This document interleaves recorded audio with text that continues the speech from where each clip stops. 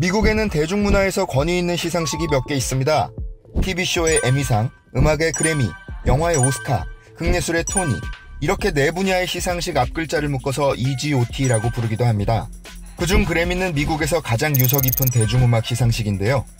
아무래도 대중음악의 흐름을 주도하는 나라가 미국인 만큼 전 세계에서 가장 권위 있는 대중음악 시상식이라고 할 수 있습니다. 우리가 알아볼 그래미 어워즈의 주요 상들은 어떻게 구성될까요?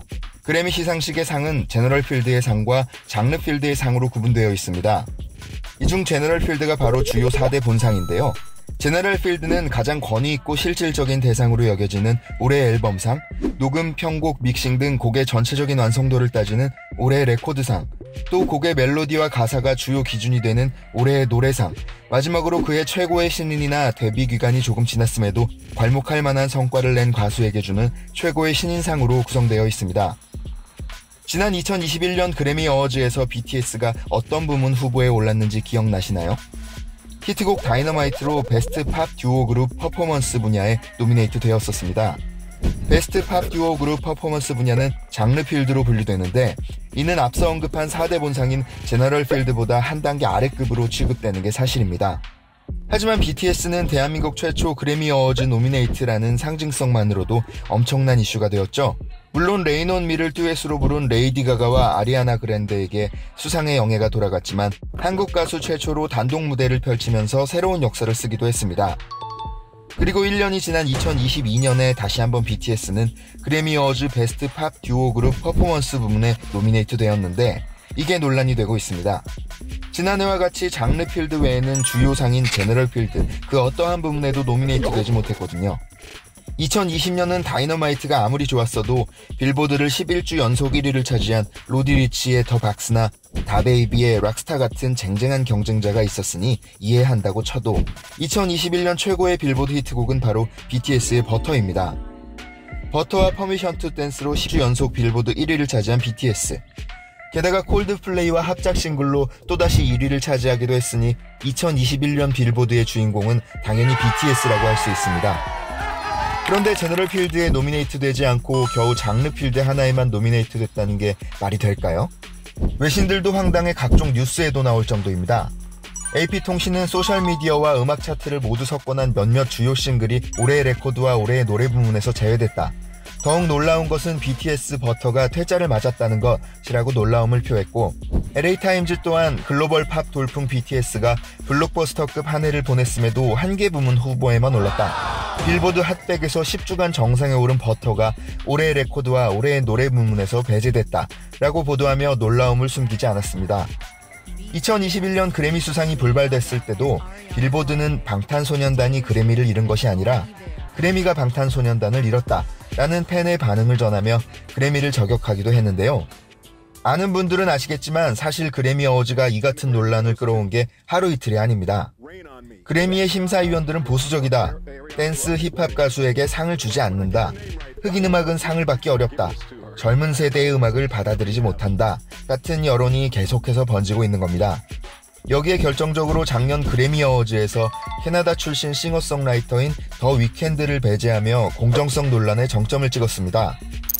2020년 3월 더 위켄드의 블라인딩 라이츠가 빌보드 차트 62년 역사상 최장기 탑10 곡에 올랐을 정도로 역대급 흥행에 성공했고, 대중과 평론가들의 호평이 쏟아졌습니다. 하지만 정작 위켄드는 그래미 그 어느 분야에도 노미네이트 되지 못했습니다. 이에 그는 자신의 트위터에 그래미는 부패했다 라는 글을 남기며 비밀위원회가 있는 한 앞으로 그래미에 후보를 내는 일은 없을 것이라고 보이콧을 선언했습니다. 또한 보이그룹은 그래미 주요 부문에서 상을 주지 않기 때문에 공정하지 않다라는 견해도 있습니다. 그래미 심사위원단인 레코딩 아카데미의 회원들은 보이그룹을 선호하지 않는다는 소문이 있기 때문입니다. 역대 최고의 글로벌 보이그룹으로 꼽히는 백스트리트 보이즈나 엔싱크, 원디렉션도 그래미 어워즈의 주요 부문에서 수상을 하지 못한 것을 보면 솔로건 그룹이건 음악이라는 대명제는 동일한데 사람 머릿수에 따라 구분짓는 행위는 분명 차별일 것입니다. 그렇다면 그래미 어워즈 후보와 수상자는 누가 어떻게 선정할까요? 그래미 어워즈를 주관하는 곳은 레코딩 아카데미라는 곳입니다. 1957년 설립되어 유명 아티스트, 작사가, 제작자, 엔지니어가 속한 전통의 음악 전문가 단체로 1959년부터 그래미 어워즈를 주최하고 있습니다. 이 단체는 매년 회원 등록 신청을 받지만 승인은 매우 까다롭기로 알려져 있습니다. 2019년 하이브의 방시혁 대표가 회원이 되어 이슈가 되기도 했죠. 이 레코딩 아카데미에서 투표를 거쳐 수상자를 선정합니다. 그렇다면 투표에 붙일 후보자는 어떻게 선정할까요? 바로 후보 선정을 전담하는 후보지명위원회입니다. 비밀위원회라고도 불리우는 이 단체는 15에서 30여 명으로 구성되었으며 그래미 후보 선정을 담당하는 조직으로 그동안 투표와 조작 논란이 끊이지 않아 왔습니다. 철저한 비밀에 붙여진 이 위원회는 그래미 CEO 데보라 듀간이 후보지명위원회는 개인적으로 친하거나 비즈니스 관계에 있는 사람에게 투표한다 라고 폭로까지 했을 정도이니 말 다했죠. 이에 그래미 측은 2021년 5월 후보선정위원회를 폐지하고 레코딩 아카데미 회원 1만 1천여 명의 투표만으로 후보를 선정하겠다고 선언했습니다. 이때만 하더라도 BTS의 제너럴 필드 노미네이트는 당연시되어 왔는데 막상 뚜껑을 열어보니 BTS는 주요 부문 그 어디에도 없었습니다. 빌보드 차트 핫100에서 10주간 정상에 오른 버터가 올해의 레코드와 올해의 노래상 후보조차 오르지 못한 건 아직도 그래미 어워즈가 자신만의 이익을 위해 후보를 선정해온 비밀위원회의 입김이 작용한 것 아닌가 하는 의혹이 생길 수밖에 없습니다. 이번 그래미 어워즈 주요 부문에서 후보조차 오르지 못한 BTS. 시대의 흐름을 쫓아가지 못하는 것은 무너지게 되어 있습니다. 권위를 내세워 자신들의 이익만을 추구한다는 무너진 이미지를 개선하지 못한다면 사람들은 점점 그래미에 등을 돌리게 될지도 모르겠습니다.